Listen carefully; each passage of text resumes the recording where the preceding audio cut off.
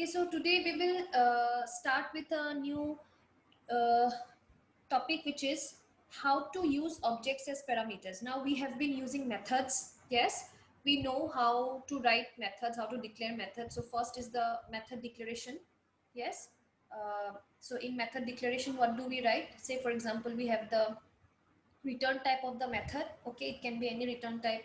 It can be a non-void return type, it can be a void return type, followed by the function name or the method name, followed by a list of parameters. Yes, with their data types. So just as we use ordinary variables as parameters, likewise we can also use objects. Okay, we can use objects as parameters. We can pass objects into a function, okay, as arguments. So today we will see how we can use objects as parameters in a method.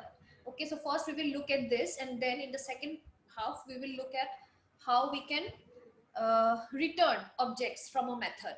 Okay, so basically we will be dealing with passing objects as arguments and returning objects from the methods.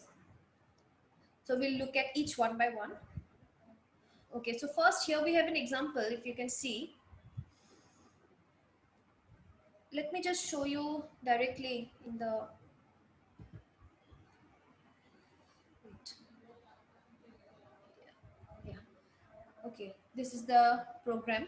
Okay, see, so it demonstrates passing of objects to methods. So we have two classes here. One is the test object class and other is the past object class, pass object, sorry. Okay, in the test object, what do we have? We have two data members, okay, AB. Then we have the constructor of the class, okay, where this is a parameterized constructor. So basically we will be doing, we will be initializing the data members of this instance. We will be initializing this instance variables here using this parameterized constructor. Then we have a method. Okay, so this is one method. We will look into this method a bit later. Then we come to the next class, okay, where we have the main function. So basically we have the program execution beginning from here. Say I have three statements where I have declared three objects, okay, and then I have passed some arguments to the objects that I have created. Okay, then we have to println statements to display the values. Okay, now you see, what am I supposed to do? We will start from the main function. Okay, see, first, when this statement will be executed, what will happen? OB1, okay, so it is a reference to the object that will be created, okay, using the new keyword and the test object. So when this will be executed, okay, the parameterized constructor will be invoked. Okay, so as soon as this OB1 is created, the parameterized constructor will be invoked, and accordingly two values will be passed. One is 100 and one is 22. So these two values, 100 will be passed to I, 22 will be passed to J. Okay, so now I contains 100, J contains 22. Now what do we have? We have two assignment statements here. Okay, so the value of I will be assigned to A, value of J will be assigned to B. So therefore my OB1 now contains A as 100, B as 22. I think I have added the, yeah, we can parallelly check this here. Okay, see here. So this is the, okay, so first, yeah,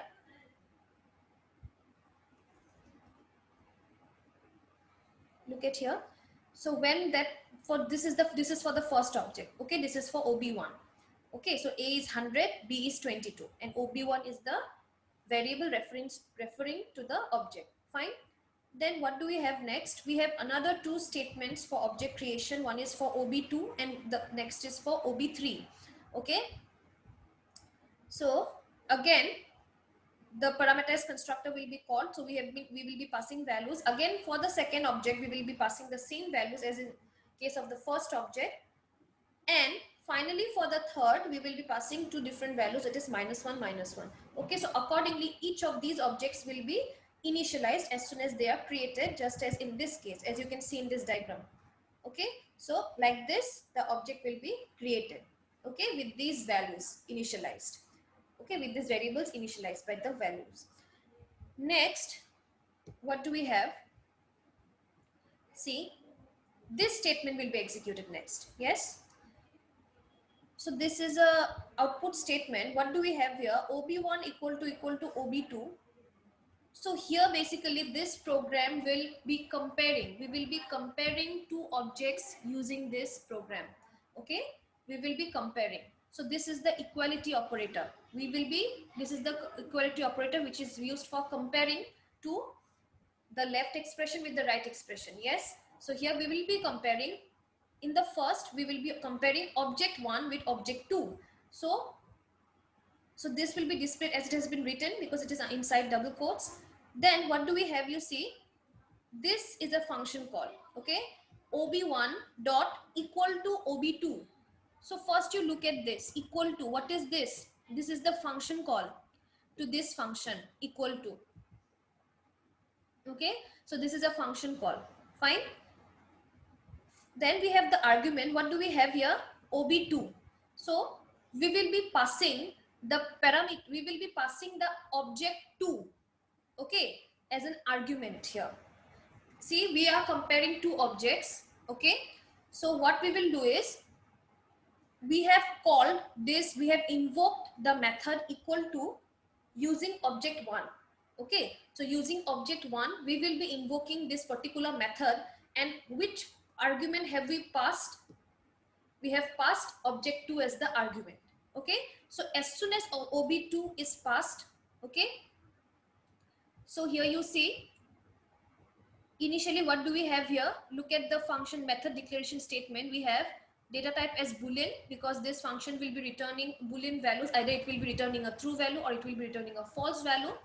Then we have the method name which is equal to, followed by, you see the argument list here. We have only one argument O, which is of type test obj. So what is test obj? Test obj is the class.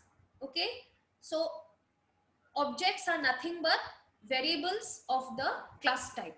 Okay, so you know that whenever we declare any object, we declare them with the type, that is the class type. So here our class type is test obj. This is the class name followed by the object name. Since we are passing object, that means what?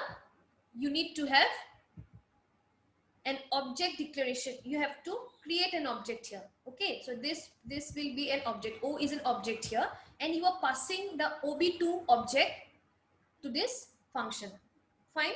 Now you see, first when this will be executed, when test obj O will be executed, it will somewhat look like this diagram, the second diagram. You see, when this particular statement will be executed, it will somewhat look like this. So these are the three already created objects. Yes, ob1, ob2, ob3. Yes, they still return the same value, retain the same values. Next, when this particular, okay, this has to be test anyways. So when this test obj O will be created, okay, what will happen is this variable is created O, because we know that this is not actually an object, but this is a variable referring to the object. Yes, so this is a variable which is created, and initially it will contain null. Fine, so initially it will contain null. Now, sorry, when this statement will be executed, ob1 dot equal to ob2, that means when we will be invoking the equal to method using the object 1, okay, and passing ob2, the object ob2 as the argument. So these values, this object will be passed on to O. So now O will refer to the same object that is being referred by ob2. That have you understood? Since we are passing the object 2, okay, we are not actually passing the object 2, but we are passing this is actually a referencing variable. Yes, so this variable is referring to an object, and this value actually will be passed to the other variable O. Okay, so to whichever object ob2 is pointing, that value will be passed to O. So now the O will also be pointing to the same object. That means it will look like this, just as in this example. Okay, so here initially O was what? When we simply created this, when we executed this, when we simply created O, so O was initially null. But after you invoke this function passing the object O2 as the argument, okay, so the value will be assigned to O.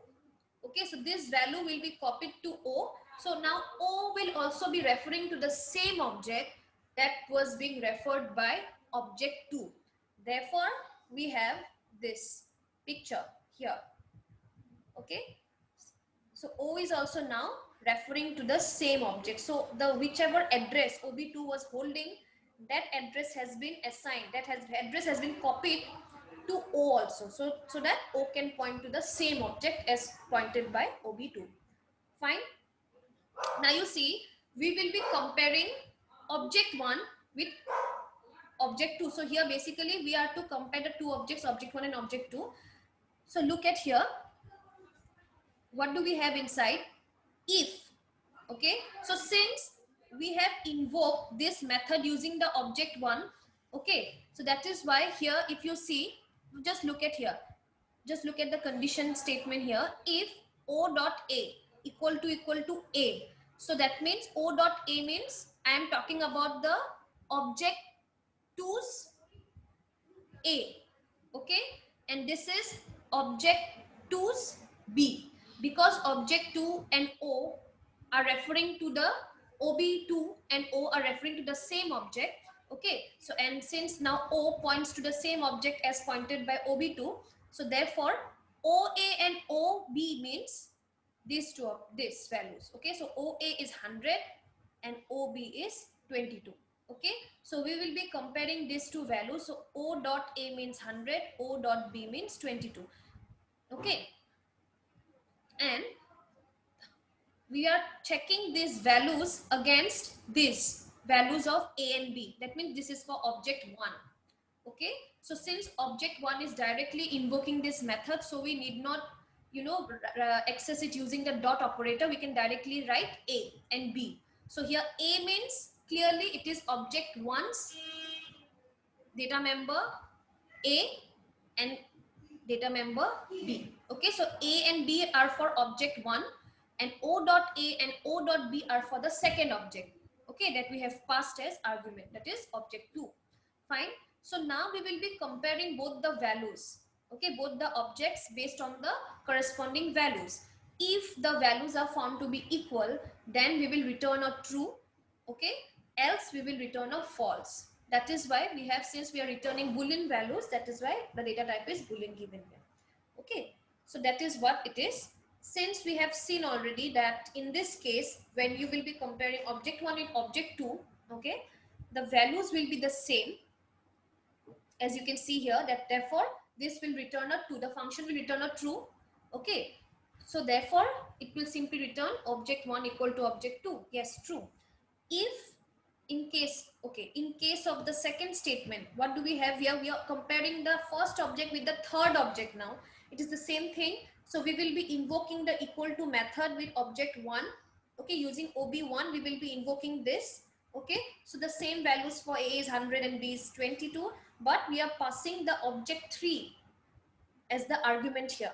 Okay, and that object will be referenced by O also. Okay, therefore O dot A will be -1 now and O dot B will be -1 now. So we will be comparing if -1 equal to 100 and -1 equal to 22. Of course it is not. Therefore in case of this comparison, okay, the comparison between object 1 and object 2, this will return a false. Okay, so we will just check it. Wait.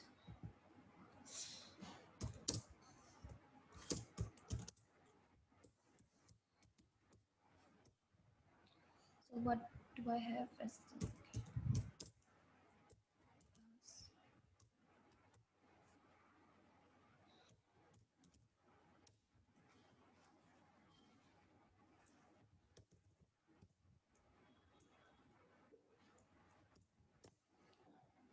see, Since object 1 and object 2 are equal, it will return true. Object 1 and object 3 are non-equal, so it will return false. Is this example clear to all? You simply have Yes, to ma'am. understand this concept. Okay, you simply have to understand what we are doing here. Okay, so here, since the first object is invoking this method, okay, so you don't have to reference to the data variables or the instance variables using the dot operator. You can directly access them, okay, just as in here. But you are passing the second object as an argument, okay.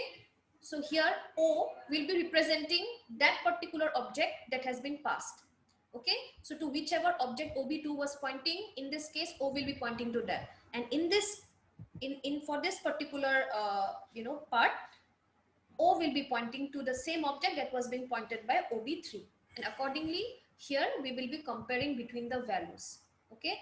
First we will be comparing for this particular comparison. Here we will be comparing the values for object 2 with object 1, and in the second case we will be comparing the values of object 3 with object 1. That is it. That is all you have to understand.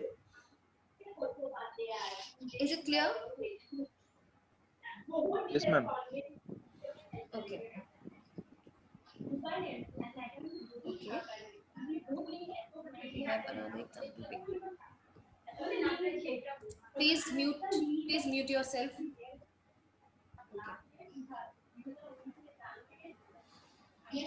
Okay, the explanation is given here.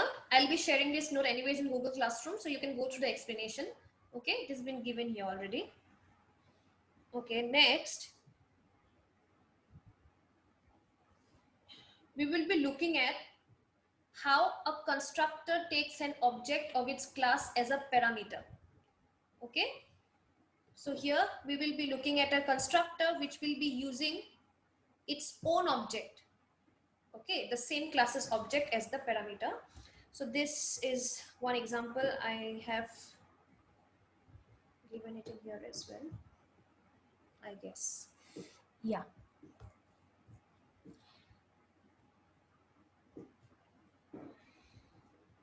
Okay. So here in this example, we will try to demonstrate one object to initialize another object. Okay.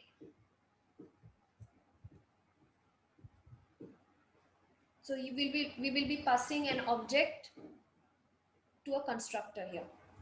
Okay, just as in case of a method, it is the same thing. Okay.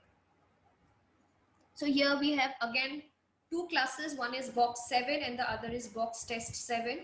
Okay, inside box 7, what do we have? We have these instance variables with height depth. Then we have a constructor here. Okay, we will come to this a bit later. This is one parameterized constructor. Okay, so we have gone through this type of constructors in earlier programs as well. So this is a parameterized constructor, and this is a method, okay, to calculate the volume of the box. Fine.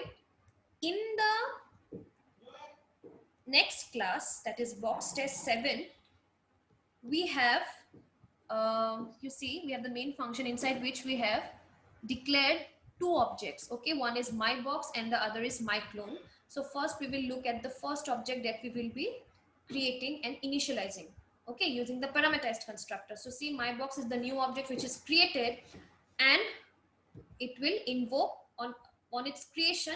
This particular constructor will be invoked, and we are passing 10, 20 and 15 as the values. Okay, so accordingly those values will be assigned to the instance variables with height depth. Fine. So my box now contains 10 for width, 20 for height and 15 for depth. Is that fine? Okay, so now we have successfully created and initialized our very first object, my box. Now what is our objective in this program? We will be creating a second object. Okay, we will be creating a second object by initializing it from another object. Okay, so here we will be using the first object to initialize the second object. So here we will be not using any separate values for the second object. Instead, whichever object we have created, the same values will be copied to the second object, okay, through a constructor. So see here, okay, just look at this statement, box 7 my clone. Okay, so here I have used my clone as the object here, equal to new box 7 my box. Now see, if you can see here, I have passed one argument here, and what is that? It is nothing but the object of the same class. Yes, so here I will be passing through in this constructor, through this constructor I am passing an object of the same class, okay, for the second object. Fine. So now when this will be of using the new operator, okay, we create the mycyclone object. Now as soon as this particular constructor is, this particular part is executed, okay, there will be a constructor call. Okay, so which constructor will be called now? You see, we are not passing any ordinary argument here. This is a object of the same class, my box. So here, if you go back to the previous class, this was a simple parameterized constructor. Yes, and look at this now. This is also a constructor, but what do we have here? Inside the argument list, what do we have? We have an object, OB. Yes, so we have an object OB of type box 7. So it is clearly an object which we have, declared inside the constructor. Fine. So here, using that, so as soon as this particular object will be created, this particular constructor will be invoked, which has passed the first object as argument. Okay. Now you see, I have a diagrammatic representation of the same here also. You see, so initially my box was created, okay, and these were the values assigned by the first statement. Okay, then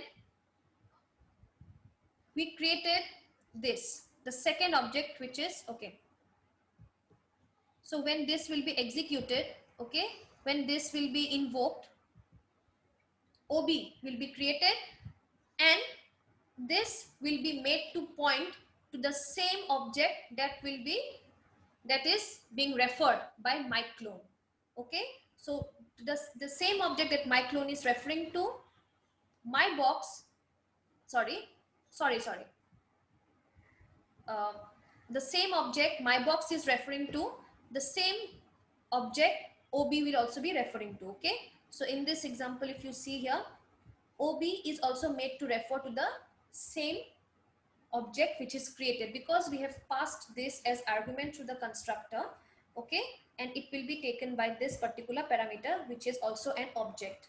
Okay, so whatever address it contained for this particular object, that value will be copied even in here, so that OB also now points to the same object as pointed by my box. This is same as in the previous example that we saw. Okay, so now OB is also pointing towards the same particular object, that is the first object we created. Now what are we supposed to do is, we are supposed to initialize the second object, my clone. Okay, so initially this will be empty, okay,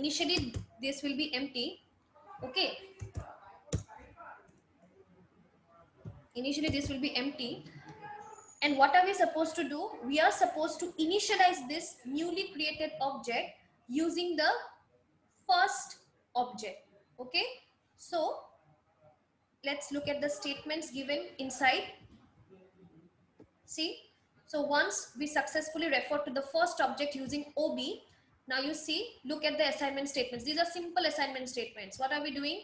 We are simply assigning OB1.width, that is the width of OB, to width of the newly created object. Okay, again the height of OB will be assigned to the height of the newly created object, and here also the depth for OB will be assigned to the newly created object for depth. Okay, so accordingly we have these values here. So when this will be assigned, okay, when OB dot width, okay, will be assigned to 10, will be assigned to mycyclone's width, we will have 10 here. Accordingly, what will we have here? For height we will have 20, and then here in this case we will be having a 15 as the values. So if you can see, we have created two objects, but however, we have initialized the second object using the first object. Okay, so that is why we have to, pass the first object as argument to the constructor to initialize the second object using the first object. Okay, that is what is being made here. Next, what do we have? We have to simply now, since because we have successfully created and initialized both the objects, we simply have to, calculate the volume, and for that we will be invoking this particular uh, method. Okay, so first we will be invoking the volume method for my box to calculate the volume for my box. Okay, accordingly it will be invoked, and the value will be calculated and it will be assigned to volume, and here we will successfully display the volume calculated. And even in here, okay, because we are creating the same, because we are creating a copy, okay, we are creating a clone of it. Okay, so that is why it will also execute, it will also display the same volume. Fine. So even in here, by using this particular object, the second object, we will be invoking the volume method, and accordingly we will get the volume displayed. So let's check the answer.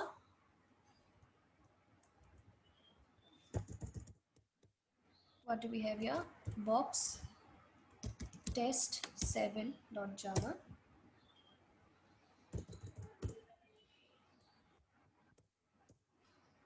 See, we have the same values for both the objects.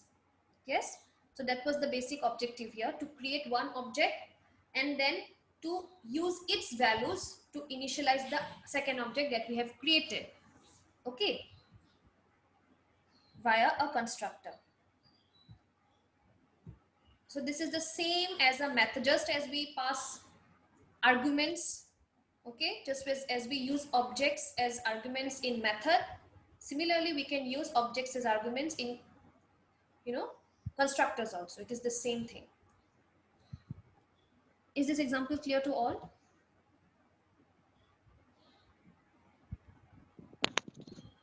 Yes, ma'am. Ma'am, but ma'am, can you summarize the ma'am program once, ma'am? Ma'am, all of ma'am, খেলিমেলি লাগি গ'লগে ma'am program First long কাৰণে. okay, first program to বুজি পাইছে না? Is it clear to everyone? First program.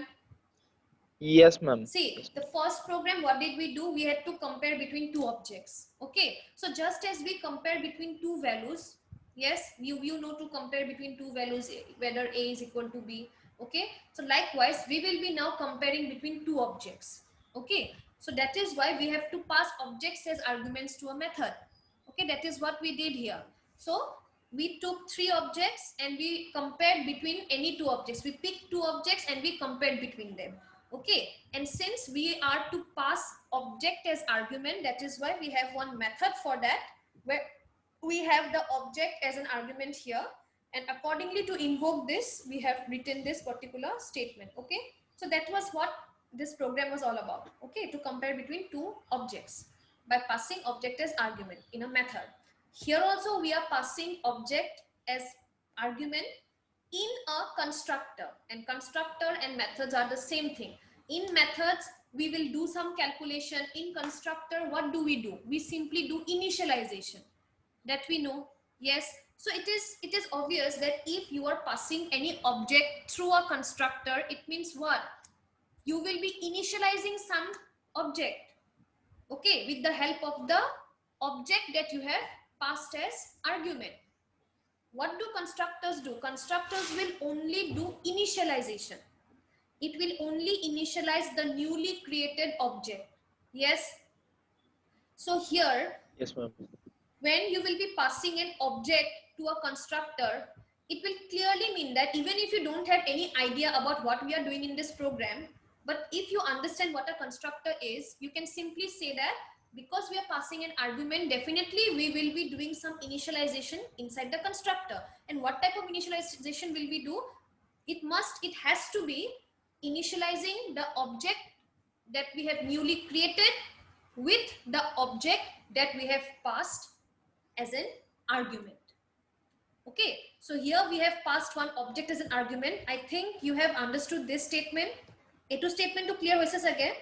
because we are to pass Yes, the ma'am. object. Yeah, we are to pass the first object as argument. That is what we have done. We have to initialize the second object using the first object, so therefore we will be passing the first object as argument.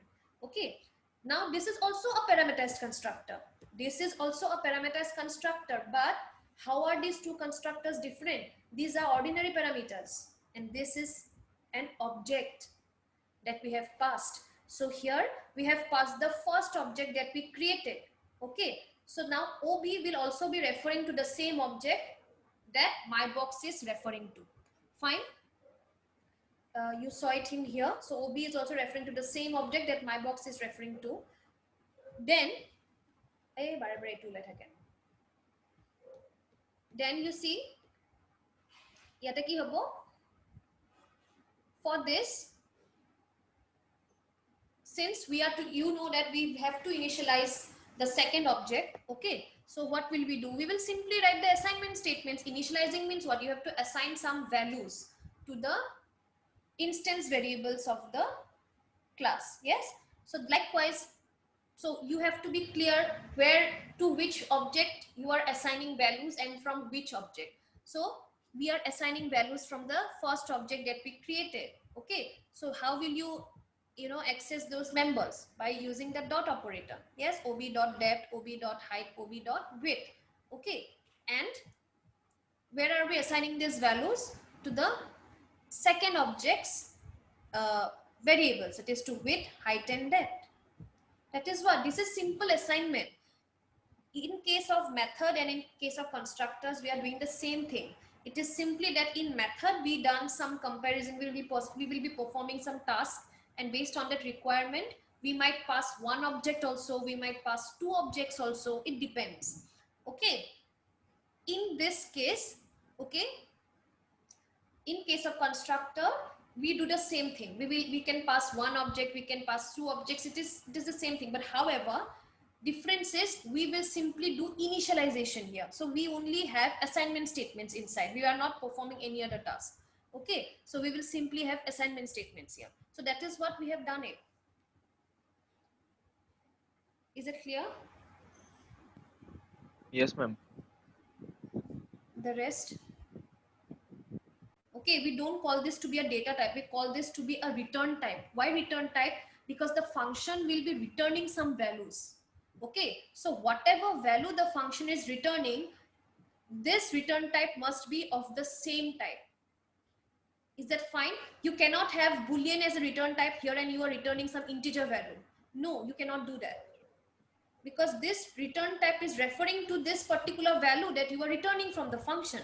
Yes, so similarly in case when you are returning an object from a method, okay, the type of the object that you are returning must be the same as the return type that you use here. And what is the type of object we return? What type? What is the type of? But when I say type of an object, what do you mean by that? It is the class.